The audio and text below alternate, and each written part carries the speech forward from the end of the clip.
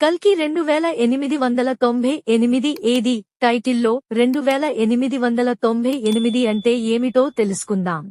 కలియుగంలో ధర్మం తప్పి అధర్మం విజృంభించి తారాస్థాయికి చేరినప్పుడు శ్రీమహావిష్ణువు 10వ అవతారం అయిన కల్కిగా వచ్చి ధర్మ సంస్థాపన చేస్తారని మన పురాణాలు చెబుతున్నాయి. పురాణాల ప్రకారం మహాభారత యుద్ధం జరిగింది 3138 బీసీలో.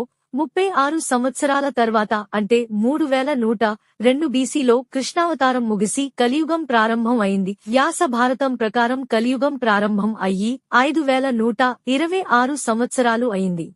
కల్కి సినిమాలో ఉన్న 2898 ఏది, కలియుగం ప్రారంభమైన 3102 ఏది రెండింటిని కలిపితే 6000 ఏళ్లు అవుతుంది. 2898 ఏదీలో కలియుగాంతం సమీపించినప్పుడు భూమ్మీద ధర్మ సంస్థాపన చేయడానికి శ్రీమహావిష్ణువు 10వ అవతారం అయిన కల్కి జన్మిస్తారు.